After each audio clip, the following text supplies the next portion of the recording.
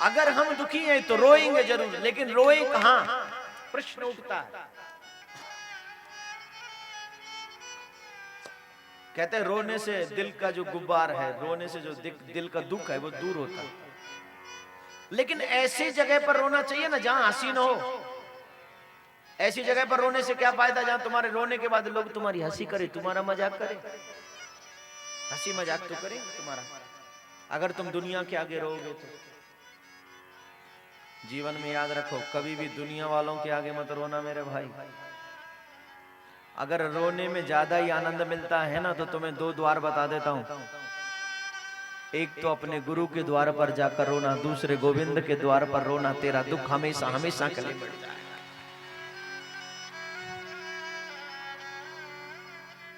दो द्वारे हैं जहां पर तू जाकर रो सकता है,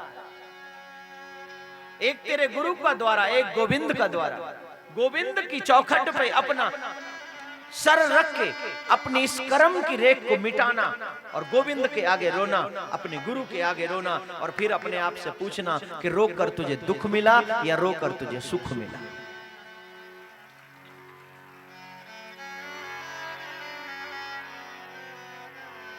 रोना तो पड़ेगा, जन्म लिया ही तो रोना पड़ेगा। लेकिन मेरे बंधु, कहां रोए ये सोचनीय विषय। रास्ता मैंने बता दिया। बोले क्यों, कैसे, क्या मिलता है? बोले ध्यान से सुनो। राजा दशरथ भी जब दुखी हुए ना, तो उनको पुत्र नहीं तो दुख है ही। और जब राजा दुखी है तो प्रजा भी दुखी होगी, और प्रजा भी दुखी, राजा भी दुखी। लेकिन अभी तक दुख का निवारण नहीं। बोले कब तक नहीं? बोले जब तक संत के, अपने गुरु के द्वार पर ये राजा दशरथ नहीं पहुंचे, तब तक दुखी रहे। मेरा मानना नहीं है, रामायण ऐसा प्रमाण देती है। बस एक बात बताऊं मैं, जब मेरा मन भी कभी कभी भारी होता है ना, तो गुरु जी के चरणों में जाकर बैठ जाता हूं, और दुनिया भर के सारे दुख वहां से निवृत्ति हो जाते हैं जब भी गुरु के चरणों में जाकर बैठता हूं। राजा दशरथ भी चले गए गुरु जी के पास। जब देखा कि मेरे दुख का निवारण दुनिया से नहीं हुआ, तो गुरु जी के पास गए और गुरु जी के चरणों में सर रख के रोने लगे। गुरु जी ने पूछा क्यों रोते हो? बोले महाराज, मेरे घर में अभी तक एक पुत्र नहीं हुआ। महल है, राज है, कोष है, नारियां हैं, पत्नी है, अच्छी है, प्रजा भी बहुत अच्छी है। आपकी कृपा है मेरे ऊपर, सब कुछ है मेरे पास, लेकिन नहीं है तो सिर्फ एक पुत्र नहीं है। वशिष्ठ जी पूछते हैं पुत्र चाहिए? बोले हाँ चाहिए। अब मुझे इतना भी बता दे राजा कि पुत्र तुझे क्यों चाहिए? जिनके पुत्र नहीं होता उन्हें पुत्र चाहिए, चाहिए या नहीं चाहिए ना? क्यों चाहिए? राजा ने पूछा, महाराज, गुरुजी ने पूछा पुत्र क्यों चाहिए? तो राजा जवाब देते, महाराज पुत्र मेरा नाम चलाएगा, पुत्र मेरा वंश बढ़ाएगा, पुत्र जब मैं बूढ़ा हो जाऊंगा तो वो मेरी सेवा करेगा, इसलिए पुत्र चाहिए। यही चाहिए ना पुत्र, नाम चलाए, मेरा वंश चलाए, और जब मैं बूढ़ा हो जाऊं तो मेरी सेवा करे। यहाँ बूढ़े दो चार तो बैठे ही होंगे। वैसे तो आज की दुनिया में कोई बूढ़ा होता नहीं, किसी को बूढ़ा कह दिया तो बहुत बड़ा अपराध हो जाता है। अभी तुम्हें क्या बोले, अभी तुम्हें कौन कौन जवान है? जवान तुम बड़े चलो, वीर तुम बड़े चलो, बुढ़ापे की तरफ बड़े चलो। बोलो राधे राधे। राधे राधे। मेरा तात्पर्य है, दो चार बुजुर्ग तो बैठे होंगे, जरा मुझे बताइए क्या हमारे पुत्र हमारी सेवा करते हैं? जिनके पुत्र जवान हो गए, जिन पुत्रों का विवाह हो गया, उन बुजुर्गों से पूछ रहा हूं, करते हैं क्या? हैं?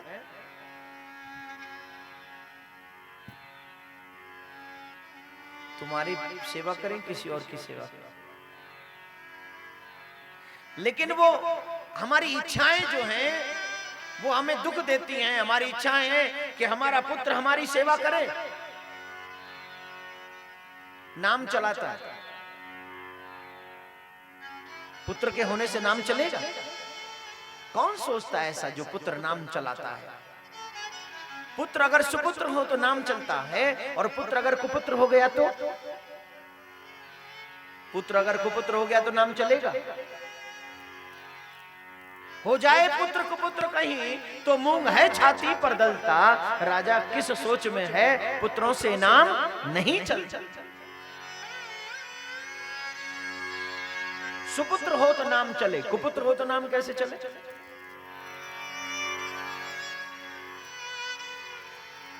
कुपुत्र बेटा नाम नहीं चला सकता, वो तो आपके नाम को डुबो सकता है, आपके नाम को डुबो सकता है, उबार नहीं सकता। नाम न पुत्र चलाता है न पुत्री। नाम अगर चलाता है तो तेरा किया हुआ कर्म, अगर तेरा कर्म अच्छा है तो तेरा नाम चल जाएगा, और अगर तेरा कर्म अच्छा नहीं तो तेरा नाम नहीं चलेगा। अगर तुझे नाम कमाना है तो अच्छे कर्म कर, अच्छा बन के दिखा। और वैसे भी एक बात बता दूं, अच्छा बनना इतना आसान नहीं जितना आसान बुरा बनना है। नाम इसीलिए तो अच्छे लोगों का होता है, बुरे लोगों का क्यों नहीं होता?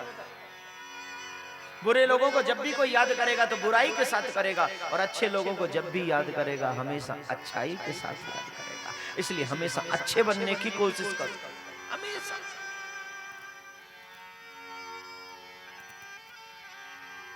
हमारी इच्छाएं, हम लोग सोचते हैं कि जब हम बूढ़े हो जाएं तो हमारा बेटा हमारी सेवा करे। कितनी गलत सोच है, कितना गलत सोचते हैं हम। हमने अभी से अपने आप को निर्बल कर दिया है, हमने अभी से अपने आप को कमजोर कर दिया है, अपनी सोच को इतना छोटा कर दिया है कि बार बार सोचते रहते कि हमारी सेवा हो, हमारी सेवा हो, हमारी सेवा। तेरा राम भला करे तेरा।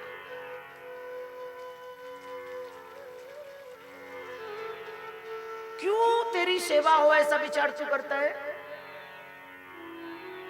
अगर तुझे विचार करना ही है तो एक विचार कर, मेरे गोविंद मुझे इस लायक बना दे कि मुझे कभी किसी की सेवा की जरूरत ना पड़े, बल्कि जब भी मौका मिले मैं दूसरों की सेवा करता रहूं, मैं दूसरों की सेवा। सेवा कराई नहीं जाती, सेवा की जाती है। सास इसीलिए तो लड़ती है बहू से, महाराज जिस दिन से आई है मेरे पैर एक भी दिन नहीं दबाए इसे। पिता इसीलिए तो लड़ते हैं अपने बेटे से कि महाराज क्या बताऊं, जिस दिन से ये ठीक हुआ है ना, जवान हुआ है, मेरी बात नहीं सुनता। मैंने कितने दिन से मुझे रोग लग रहा है, मेरे लिए दवाई नहीं लाता। तुम रोगी उसी दिन हो गए थे जिस दिन तुमने सोच लिया था कि मेरा बेटा जवान होगा और मेरा बेटा मेरी सेवा करेगा। उस दिन तुम सबसे बड़े रोग के शिकार हुए थे। अगर इस रोग से तुम्हें बचना है तो गोविंद की भक्ति करो और दूसरों की सेवा करो, तो इस रोग से तुम्हारी निवृत्ति हो जाएगी।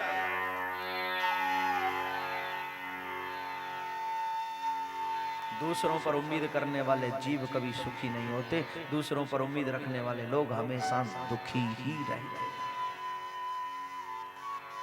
अब बोलो, सेवा करोगे या सेवा करवाओगे? बोलिए, करेंगे।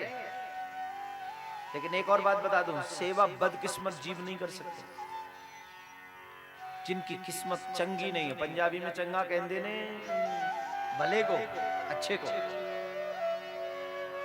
जिसकी किस्मत अच्छी नहीं है वो कभी किसी की सेवा नहीं कर सकता। अरे किसी के तो बात छोड़ो, अपने माँ बाप की सेवा नहीं।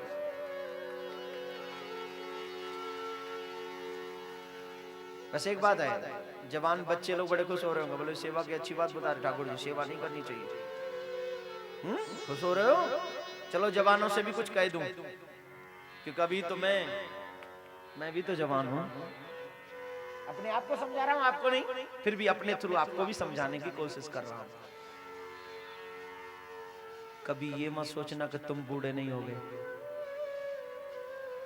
बुजुर्गों का अपमान करने वालों से एक सनिवेदन, प्यार भरा निवेदन, अगर आज वो बुजुर्ग हैं तो कल तुम भी बुजुर्ग बनोगे।